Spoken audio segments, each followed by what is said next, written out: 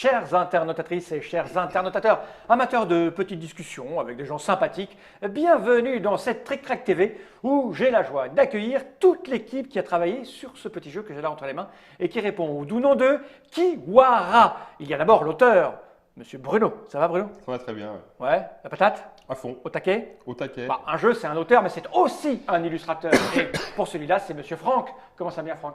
Ça va bien aussi. Alors, je ne te connais pas, donc on va faire connaissance pendant cette Trick Track TV. Eh ben, tout à fait. Eh oui. Et un auteur et un illustrateur n'est rien sans un éditeur. Et là, nous avons Monsieur Florent. Florian. Je savais que j'allais merder à un moment donné. Florian.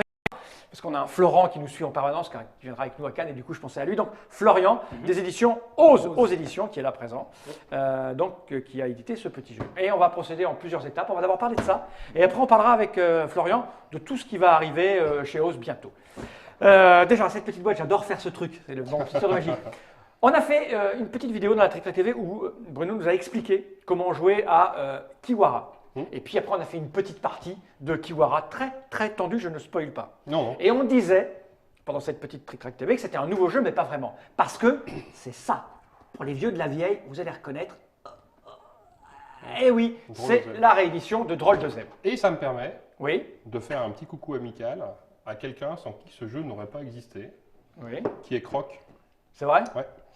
Parce que à l'époque, quand j'ai présenté le jeu chez Asmodée, il était la personne qui a été convaincue du jeu et qui a fait en sorte de convaincre tout le monde pour aller jusqu'au bout. D'accord. Mais en gros, c'est un peu lui qui s'est battu en interne pour lui donner vie. Et c'était il y a un moment, parce que quand on regarde le logo d'Asmodée, Ah oui, il y avait non seulement l'accent sur le « et », Oui, exactement. mais il y avait encore un petit symbole représentant un petit peu, comment on pourrait appeler ça? Moi, à chaque fois, je voyais un dos de dragon, tu sais, avec des... Je sais pas ce que c'était chez eux. Enfin, ouais, c'est le très vieux logo. Ouais. C'était sorti il y a combien de temps, ça? Ouais, je sais pas exactement, on n'a pas vérifié. On n'a pas vérifié, il y a une dizaine d'années peut-être? 2004? Ah oui, Donc, vache. ah ouais, ça date quoi, il y a 14 ans. Où est-ce que c'est marqué? Je suis pas sûr que ce soit marqué dans les jeux, dans les bouquins, c'est marqué, Ouais, mais dans mais les là, jeux, non, toi, ah, c'est... si, il y a des jeux où il y a des dates. Ouais, T'as bah. même une date toi là-dessus? C'est possible. Je ne sais plus. C'est une bonne question. Non, les mecs qui mettent plus de date, c'est n'importe quoi. Comment on fait pour s'en sortir après quand on discute? Ouais. Donc ouais, en tout cas, il y a plus de 10 ans. En tout cas, il y a plus de 10 ans, oui, ça C'est c'est sûr. intemporel. Non. Non, il y a des jeux marqués, je peux te dire qu'il y a des jeux très Donc, très en marqués. tout cas, ce qui est à peu près certain, c'est que la grande majorité des gens qui nous suivent, certains d'entre eux l'ont joué, mais très peu en fait. Voilà. Et du coup, il revient dans une nouvelle édition, répondant aux normes de demande du public actuel, c'est-à-dire un jeu avec des suppléments, c'est-à-dire que là, il y avait un jeu qui était simple et basique, Oui.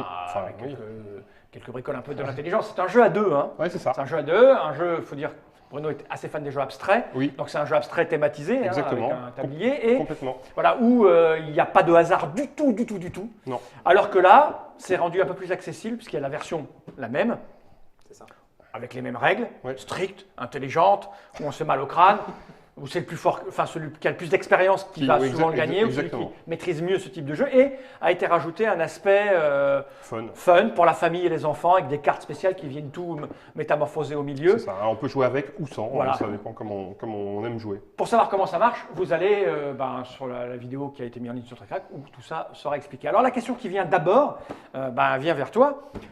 Comment on en arrive à éditer ça? Sachant que si je me souviens bien, les premières fois où on s'est rencontrés, tu étais dans une association qui œuvrait pour faire des trucs caritatifs, de bienveillance, avec des projets divers et variés. Et un jour, toi ou l'association avait décidé de faire un jeu dont les bénéfices iraient à l'association. C'est ça. Voilà, pour financer des projets bienveillants. Et j'ai cru comprendre que cette expérience t'avait super intéressé et maintenant tu es éditeur pour de vrai. C'est-à-dire que ça, c'est ton premier jeu? Alors, en termes de chronologie, c'est le deuxième signé, mais c'est le premier qui va sortir. Voilà, c'est ça, c'est le premier jeu qui sort. Mais en tant que vrai éditeur qui n'a plus rien à voir avec l'association. Exactement. Alors, explique-nous ça, comment ça se passe? Pour l'instant, ça se passe plutôt bien. Non, mais je veux dire, tu es dans une association, tu découvres le jeu. Enfin, moi, quand je t'ai rencontré la première fois, le jeu, c'était, tu étais joueur peut-être. Oui, c'est ça. Voilà, puis tu dis, allez, je vais tenter l'expérience de faire un jeu dans le projet de l'association. Ouais. Et ça t'a tellement plu, tellement fasciné, c'est ça que tu as tout. Exactement. En gros, à sa place en fait. En gros, c'est parti justement de cette envie de faire des jeux avec l'association. On a commencé par Pitch and Dunk à l'époque. On a fait ensuite derrière Les Souris Gourmandes de Dominique Breton. Et puis, encore derrière, on a fait Pitch and Goal. Et puis, donc à chaque fois, pour parrainer des associations différentes, on était venu ici présenter Pitch and Dunk à l'époque.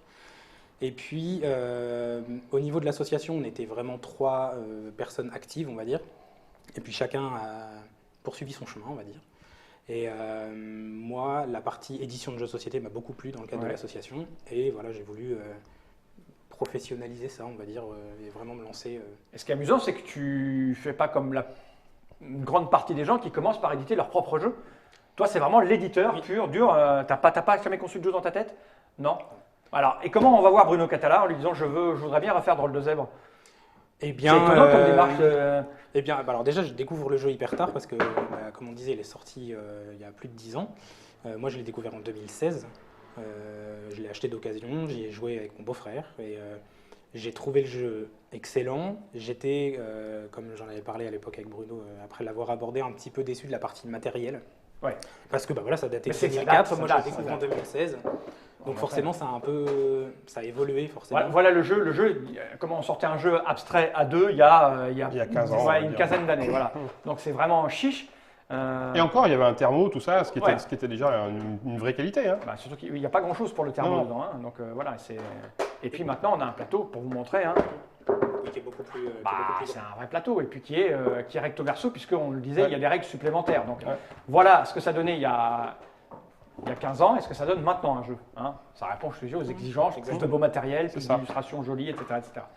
Et donc moi je découvre Drôle de Zèbre à ce moment-là.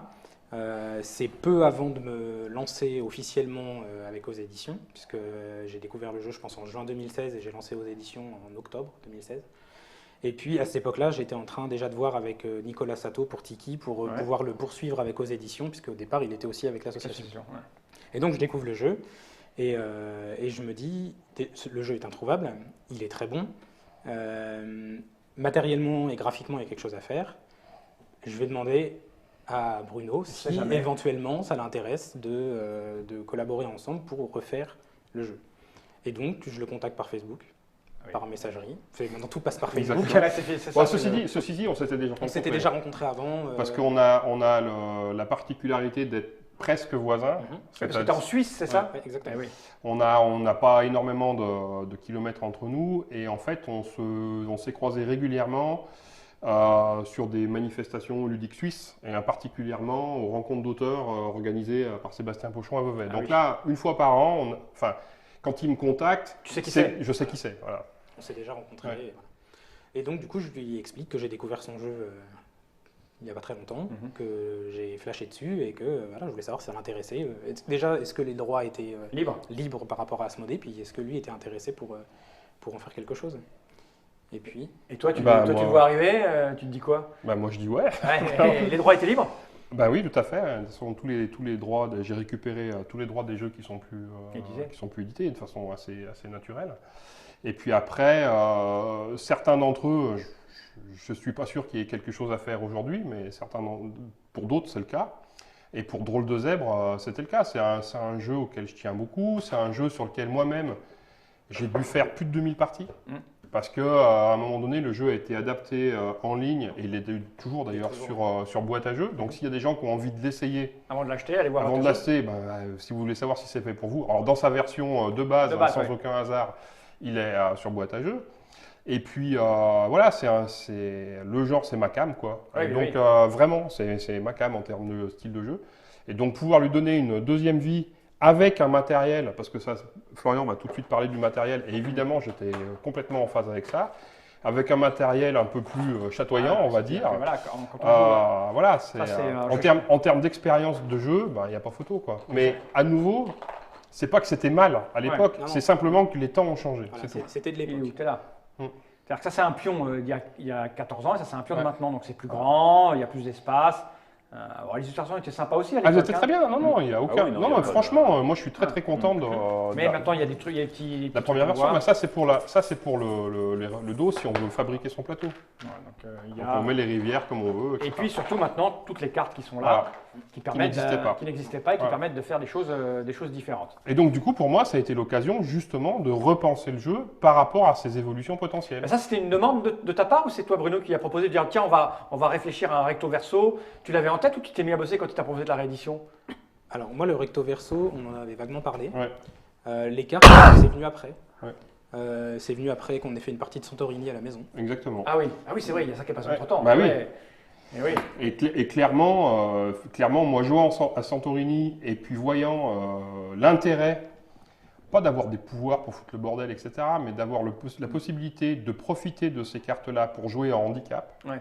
c'est-à-dire d'offrir des possibilités aux joueurs moins experts, de pouvoir faire une partie intéressante jusqu'au bout, et y compris toi, si tu es plus expert, puis que tu joues une partie où tu sais que tu vas gagner, c'est Ouais, pas c'est pas grave. intéressant. Là, tu te prends une carte dans Et ta donc, tête et puis tu vas le gérer. exactement. Et là, bah, tu joues avec ça. Et donc, du coup, je me suis dit, ah, mais tiens, est-ce que sur Drôle de Zeb, ça serait possible d'avoir quelque chose d'analogue? Et puis, du coup, bah, j'ai créé les cartes. puis, ça avec marche mon bien. gars. Ouais, ça marche très bien. Ouais. Ok. Et alors, il y a le choix d'illustrateur. Ouais. Alors là, comment on se retrouve avec ce gars-là, Franck? Alors, c'est de la faute à. Malentendu. Ah, voilà, bah oui, je vois ça. C'est de la faute à une personne qui n'est pas autour de la table. Attends, on va les montrer les cartes. Ouais. Elles sont jolies. Vas-y. Tu as un joli coup de crayon. Tu viens d'où, toi? Je viens d'où? Là, je veux dire, Ton parcours. ton parcours, tu as fait des études d'art, tu as. Alors oui, on en a... Je veux pas ton adresse, hein, je veux juste savoir. alors mon parcours, donc j'ai fait des études de biobactériologie. Et oui, d'où la Normal. hyène. Et ça se Bah, voit forcément. On Normal. voit bien que sa langue, elle est chargée. Oui, c'est ça, clairement. Non, et puis déçu par ce genre d'études, et comme je dessinais avant, je me Ouais. suis mis à dessiner, et puis voilà, sans des études spécifiques. D'accord. Je travaillais au tout début du jeu vidéo, ou pour des vieux... Chez Infogrames, pour ceux qui. Chez Ah oui, Infogrames. Et t'as quel âge? T'as 65 ans? La première fois que j'ai travaillé avec Infogrames, c'était en 85. Ah bah oui, putain la vache, mais tu fais pas ton âge. Ah oui, Ouais, je te hein. dirai le secret. Ouais, c'est ça, hein. Ah, je l'ai un petit peu le secret. Ah oui, d'accord, donc tu as commencé, enfin, ça fait un moment que tu dessines alors. Oui, Ah, ok. oui, mais pas que dessin, puisque je faisais surtout du game design aussi. C'est-à-dire, Ouais. j'aime bien tout ce qui est création, j'aime bien écrire.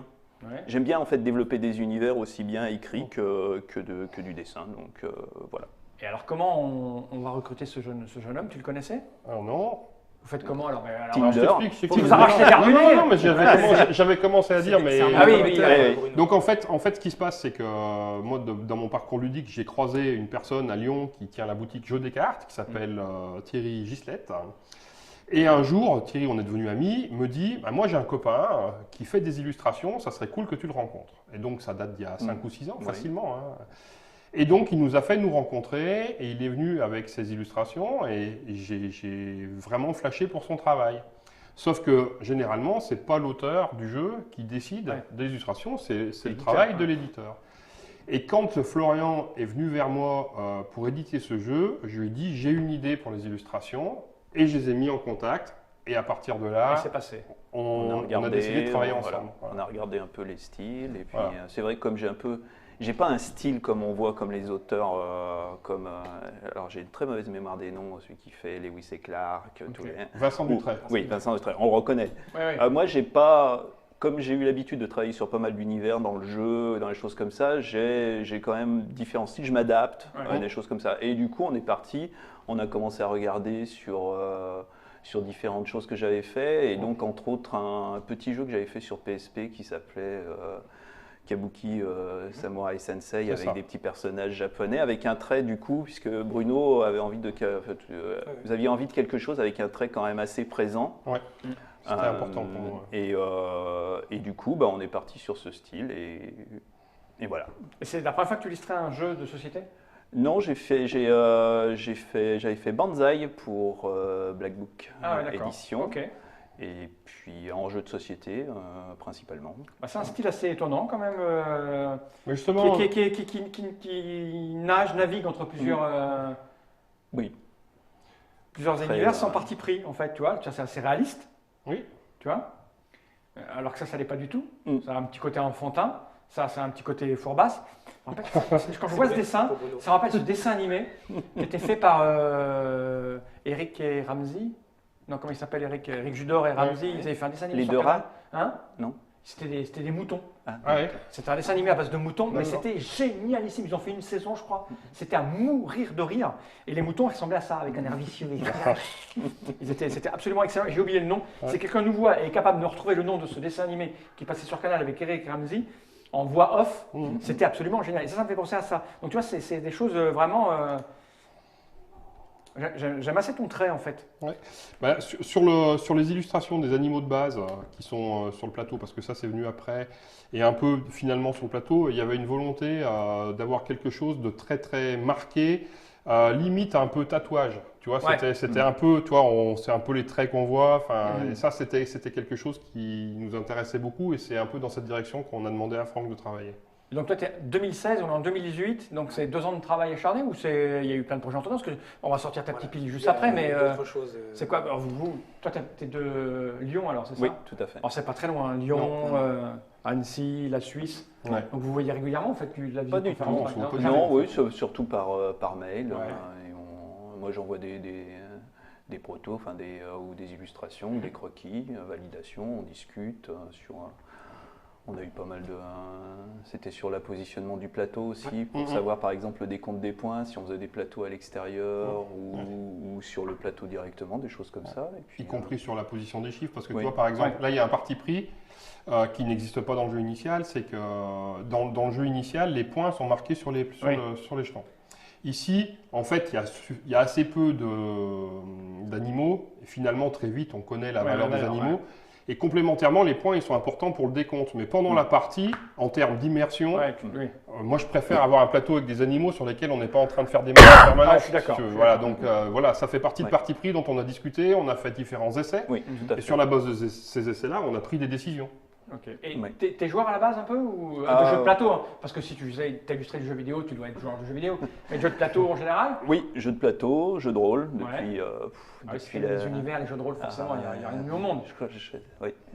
Avant, j'ai commencé par le wargame en fait, mais il y a bien longtemps, genre Panzergüterrein, c'est le premier squad leader, des choses comme ça. En fait, c'est un vrai vieux de la vieille. Le mec. Et je ne serais pas surpris que dans les années qui viennent, on le voit arriver son nom en tant qu'auteur. En tant qu'auteur, oui, tu as aussi des envies. Il a fait, c'est-à-dire. Peut-être. Peut-être. Ouais, ça ne m'étonnerait pas non plus. Moi, tu penses, je ne le connais pas, je l'ai juste mangé avec. Ouais. J'ai remarqué qu'il mangeait salement, mais il sent le potentiel. Non, et moi j'ai joué à rien, mais par contre il m'a montré 2-3 idées, etc., qui sont plus ou moins avancées et sur lesquelles manifestement il y a du potentiel. Donc je serais pas étonné. Ah ouais. Ça va être rigolo ça. Ah, ça titille, tu le savais, tu savais? J'en ai discuté. Il s'en passe des choses à cette table aujourd'hui, c'est dingue. Hein. Non, mais déjà on a eu un trajet en voiture où ils se sont rencontrés pour de vrai. Si tu c'était jamais. Sans les connaître. Non, c'était jamais rencontré. C'est fou ça. On a échangé par mail énormément, on a beaucoup collaboré sur la. Je sais pas si tu t'imagines qu'on avait rendez-vous ce matin à 6h30 sur un parking d'autoroute. Ah oui, il y a un vêtement spécial pour vous reconnaître. Alors qu'on n'avait même pas vu nos photos quand même. On a fait des appels de phare, on a fait des traces clés. Il a eu multiples visages. D'accord, donc on a vu ça, on a vu le travail, voilà comment ça se passe. En fait, c'est tout simple. Hein. Un jeune éditeur qui a une envie, qui se dit tiens, je vais aller voir le gars il dit bah oui, ça m'amuse, il travaille, il est le copain du voisin. Voilà, quand on ne se connaît pas, ce qui compte, c'est le talent, parce que tu ne connaissais pas. Ce qui compte, c'est d'avoir le talent. Et donc ce jeu arrive, on a dit, au mois de mars 2018. Il va coûter à peu près une vingtaine d'euros, ce qui, je pense que c'était à peu près ce prix-là. Il était à 15 euros. Il était à 15 euros il y a donc 15 ans, donc avec l'inflation, c'est exactement ça. Et puis on a plus de matériel. Pour savoir ce que c'est, allez voir la vidéo, vous verrez. C'est un jeu abstrait, donc d'intelligence pure, mais assez plaisant, parce qu'on peut le jouer comme ça, comme moi j'ai fait tout à l'heure pendant la partie. Je vous spoil pas, mais voilà. Et avec ça va être assez rigolo. Maintenant, c'est toi qui n'as pas voulu jouer avec une carte d'avance. C'est vrai, j'ai mon amour propre. Hein je me souviens, tu as refusé. Oui, j'ai refusé, c'est vrai. Ben oui, non mais attends, je ne peux pas passer pour un enfant. On va parler de Aux Éditions. Après celui-là, tu dis c'est le deuxième signé, mais c'est le premier sorti. Qu'est-ce que tu nous prépares? Alors, parce que le premier signé, on avait déjà parlé ici l'année dernière, c'est Tiki. D'accord. Donc l'année dernière, moi j'avais proposé un prototype. Là, c'est la boîte finale. Voilà, c'est la première boîte. Donc là, on a une vidéo là-dessus de comment ça marche. Oui, il y a déjà une vidéo, c'est un jeu de Nicolas Sato qui a été illustré par Pauline Hamelin et puis qui est passé par Kickstarter l'année dernière, qui a du retard sur la livraison, parce qu'il aurait dû arriver pour décembre et il est en mais il y a retard. du matos. Voilà, il y a eu des contretemps au niveau de la fabrication, il y a eu des contretemps au niveau de la livraison. Là, c'est réglé. Donc là, au niveau de... Je vais zoomer dessus. Au niveau de la livraison, tout ce qui est Canada, Asie, Australie, Nouvelle-Zélande, ils ont déjà reçu leurs jeux. Moi, les jeux pour la Suisse, je les reçois mardi. Et les jeux pour les États-Unis arrivent là-bas le 17 mars et les jeux pour la France arrivent le 14 mars. D'accord. Sachant qu'il y a des gens qui... Enfin, j'avais proposé un retrait sur Cannes, du coup, ce qui n'était pas prévu au départ. Donc il y a des gens qui vont récupérer leur jeu à Cannes la semaine prochaine. D'accord. Donc celui-là, pour l'avoir, il fallait avoir pledgé. Il sera en boutique? Alors il sera en boutique, mais pas avec les bonus Kickstarter. Alors c'est-à-dire- c'est quoi les bonus? C'est les bonus Kickstarter, c'est tous ces trucs-là? Non, alors les gens auront le. Parce que et ça ils l'auront. Ouais. Ça c'est dans la boîte. C'est du sacré matos. C'est quand dans même. la boîte de base. Alors, ce D'accord. qui fait partie du Kickstarter, c'est la figurine noire que tu vois en bas de la boîte, là. Celle-là, Celle-ci, avec le petit token qui est à côté, à droite.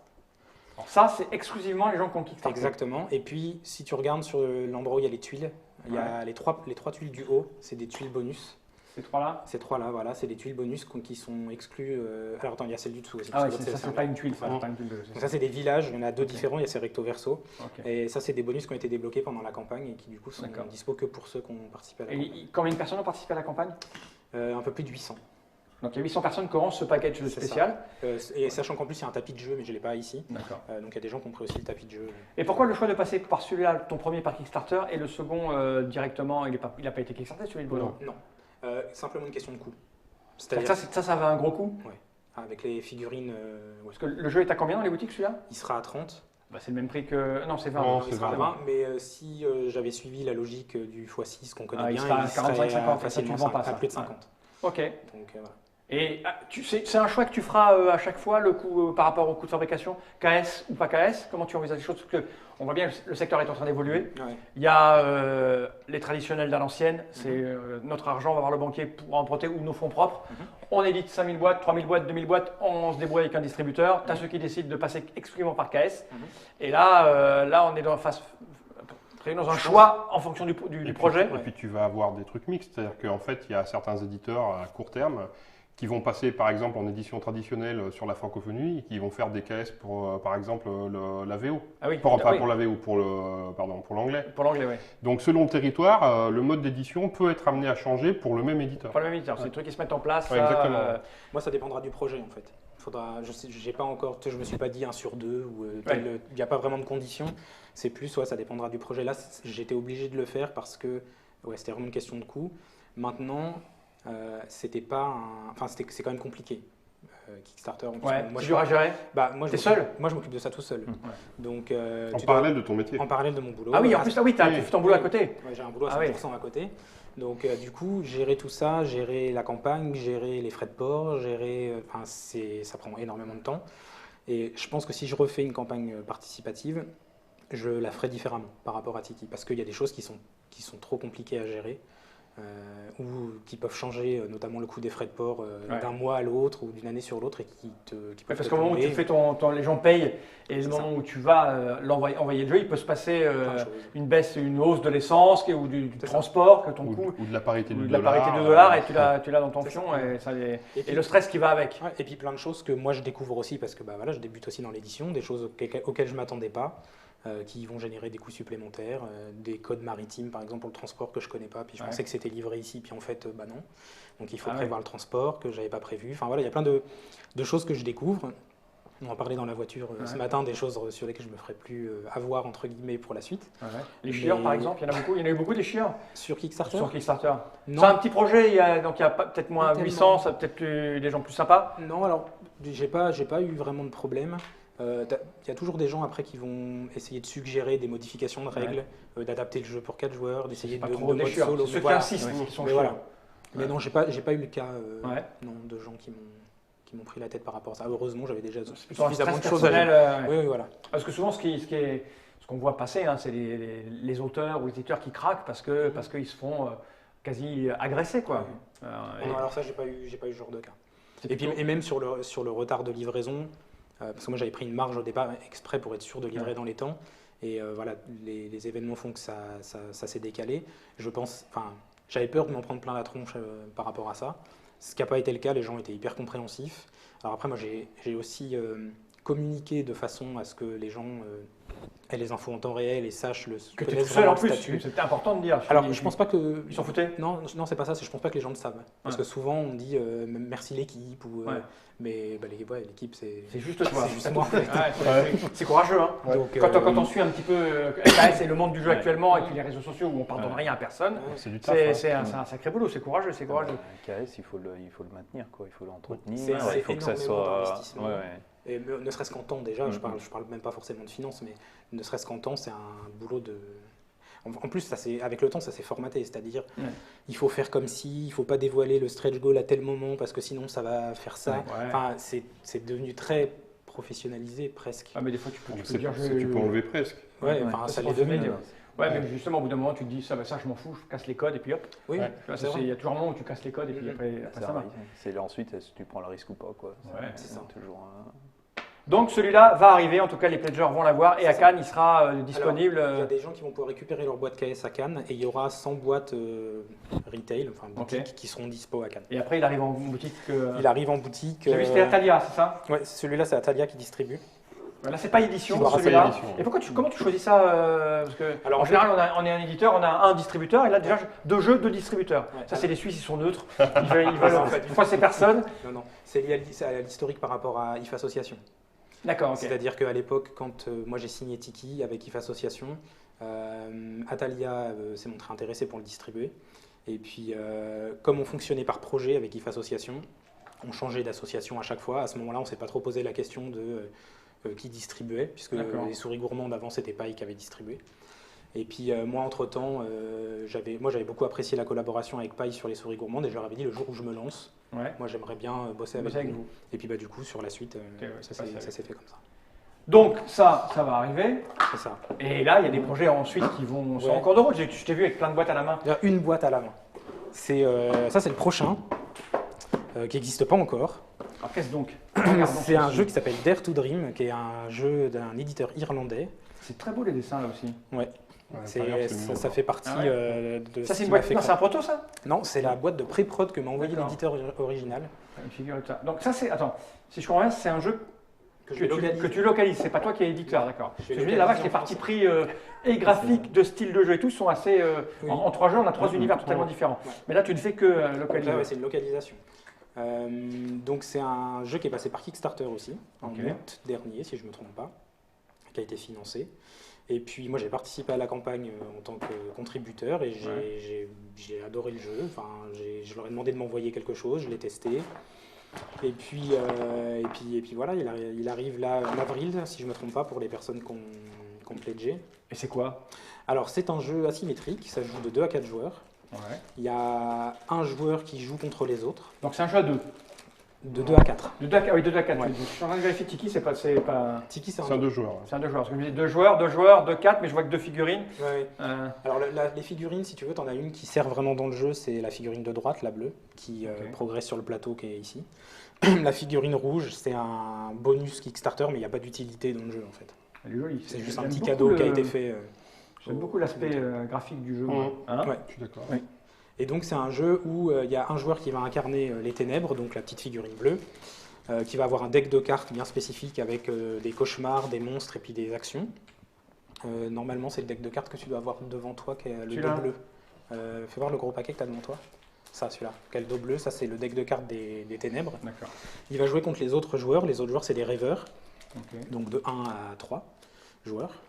Et puis, le but des ténèbres, ça va être d'envoyer des cauchemars, des monstres, pour essayer de réveiller ceux qui sont en train de dormir. D'accord.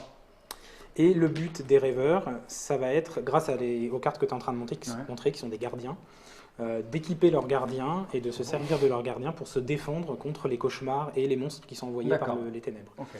Et la partie joue en 10 heures, donc en 10 tours, qui représentent des heures de la nuit. Et au bout de ces 10 heures, les ténèbres doivent avoir réussi à réveiller, alors quand on joue à 4 joueurs, 10 fois les rêveurs pour pouvoir gagner la partie.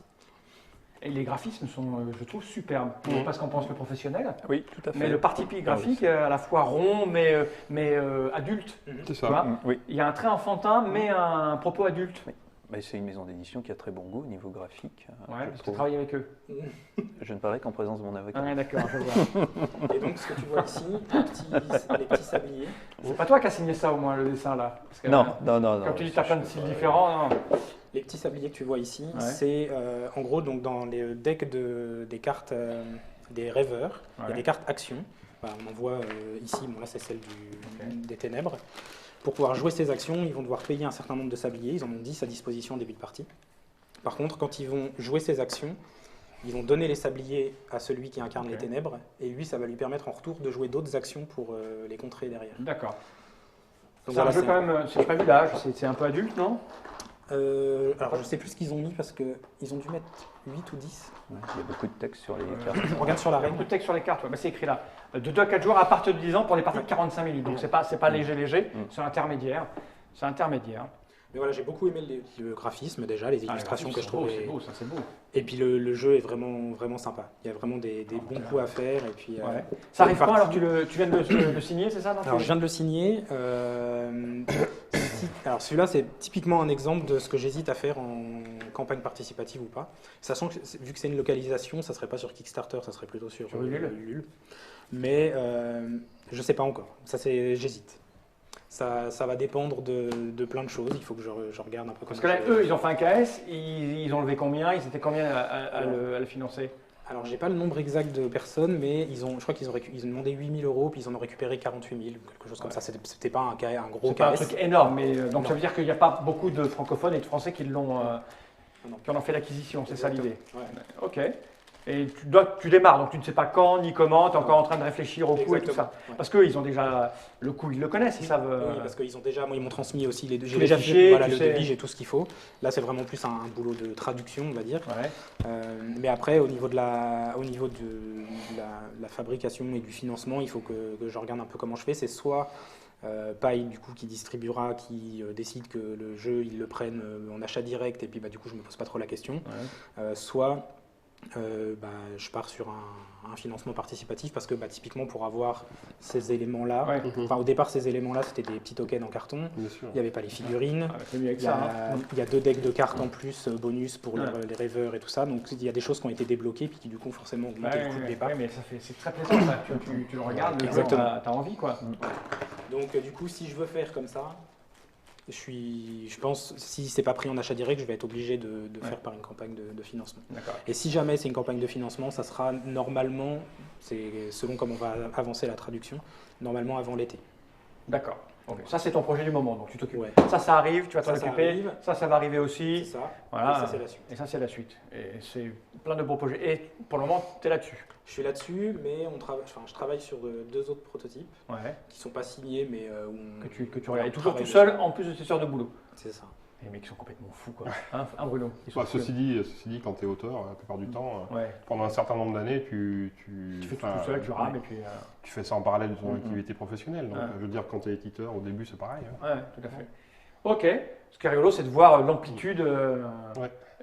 qu'il y a dans la proposition, quoi. Hein, à tous les niveaux, des trucs sortis de on ne sait pas trop où, qu'on Ouais, ne connaît pas. ce qui est intéressant pour moi, en voyant ça de l'extérieur, puisqu'on ne se connaît pas très bien en fait, hein, c'est ce qui est rassurant quelque part, c'est que tu vois que le moteur qui moteur, drive ouais. tout ça, c'est la passion. C'est la passion. c'est Et l'envie de donc, faire découvrir s'il des a jeux envie que de tu faire ce jeu-là, c'est parce qu'il est passionné de celui-là. aimes. Ouais, tout à fait. Et Ouais, voilà, et pour exactement. moi, le travail d'un auteur et le travail d'un éditeur, c'est ça, c'est de tracer une voie et pas se poser la question de savoir qu'est-ce qui va marcher ou pas. Ouais. C'est de tracer une voie puis de tenter d'amener les autres derrière toi. Quoi. Ouais. Ok, mais c'est une bonne chose. Mm. Est-ce qu'il y a des choses à rajouter? Non, pour moi c'est tout bon. On peut parler des heures, mais je crois que Ah vous, oui, avez, c'est clair. vous avez la route, le train, tout ça. Hein. Ouais, On c'est ça, n'est la route, pas ouais. d'ici. Eh oui, vous êtes de loin. Eh oui. Ok, et ben voilà, on vous a présenté un petit peu la production de Ose Édition, grâce à Florian qui est là. Il est venu ici essentiellement pour parler de Kiwara, qui est signé Bruno et illustré par Franck. Eh oui, Franck. Je ne dis pas le nom de famille, c'est plus Non, facile. non, ne fais pas ça. Heureux de vous accueillir jusque-là. J'espère qu'on te reverra pour celui-là. Ça serait bien de faire une petite vidéo où on joue. Puis ça aura peut-être le potentiel de voir ce qu'en pensent les gens une fois qu'ils auront vu la vidéo. Ouais. Toi, je pense qu'on va se revoir. Oh, je pense, oui. Ah, si, j'imagine. Oui, allez. Je fais confiance Oui, à ouais. l'instinct de Bruno. Si Bruno nous a dit, moi je fais Il avait la confiance. truffe au Ouais, vent. ouais, et, ouais. Et tout le temps comme ça, Bruno. Ok, bah voilà, vous savez tout sur tout. Je vous le rappelle, il y a une petite vidéo pour savoir comment on joue et une petite partie. La partie, vous pouvez, enfin, vous faites ce que vous voulez, mais l'explication, elle est très bien. Hein, Bruno. merci pour votre accueil. Mais de rien du tout, de rien du Ah tout. oui. Il va être temps de regarder cette caméra droite de l'objectif et de dire Johnny Reich.